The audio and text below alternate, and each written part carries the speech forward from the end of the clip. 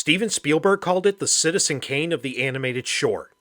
Film critic Jay Cox praised it as the cartoon that comes as close as any cartoon ever has to perfection.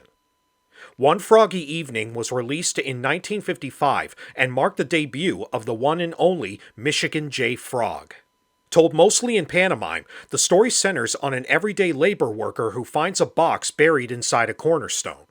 Inside the box is a frog that is able to sing and dance. The man believes he can make money off of this creature and walks off the job to seek his fortune. There are two sources that this cartoon is believed to be inspired off of. The first is the supposed true story of Eastland County Clerk Ernest Wood, who in 1897 decided to test the West Texas tradition that creatures could survive for years in hibernation by placing his son's horned toad in the cornerstone of the county courthouse, using it as a time capsule. In 1928, the courthouse was demolished and the horned toad was discovered, still alive and kicking, without any food or water for over 30 years. They gave the toad the name of Old Rip, after the Washington Irving short story, Rip Van Winkle, about a man who wakes up from a 20-year nap to find that his world has changed. The second inspiration for this cartoon was the Cary Grant comedy Once Upon a Time, which centers on a theater owner who decides to sign up a young boy and his dancing caterpillar for his stage show. But unlike the movie, in this cartoon, everything goes wrong. No matter how hard he tries, the man just can't seem to prove the frog's talents to anyone else. On one level, you do feel bad for the guy, risking everything he owns for this one dream. On another level, you are also laughing at his stupidity for not taking the hint.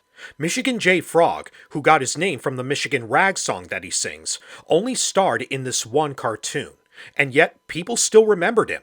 Outside of the surrealism, being a frog that can dance and sing, he stands out because he's the only character in the cartoon that speaks at all. I also have to give credit to the incredible singing voice of William Roberts. It's interesting that Chuck Jones decided to tell this story with barely any dialogue. I decided that the picture would be funnier if that discipline was imposed. For one thing, it had an explosive quality. You never knew when the son of a frog was going to sing, but you always knew that nobody was going to hear it except for the poor guy. Jones really put a lot of trust in his animators to deliver the story visually. After all, he started out just like them when he was first hired at Warner Brothers.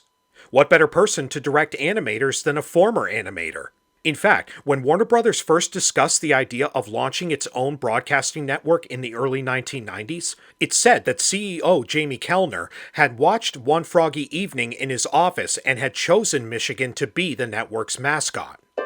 Gee, Daffy, I wonder who they're going to get to pull the switch. Why me, indubitably, as I possess all of the talent around here. Some say choosing the frog was a way of symbolizing Warner Brothers hopping or getting a leg up into new territory. It might also have been in celebration for Chuck Jones and his sequel short, Another Froggy Evening, which had come out in 1995, the same year that the network launched. What's up, Frog? And Michigan's impact even expanded outside of media. Dancing frog has become a computer term for a problem that will not appear while others are watching.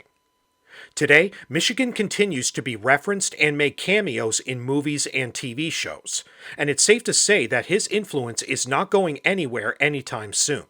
The impact that this little frog had on society is unmatched, and we have the genius of Chuck Jones and One Froggy Evening to thank for it. As Chuck Jones himself said, "It was a difficult film to do, but I think of all my pictures, I like it the best."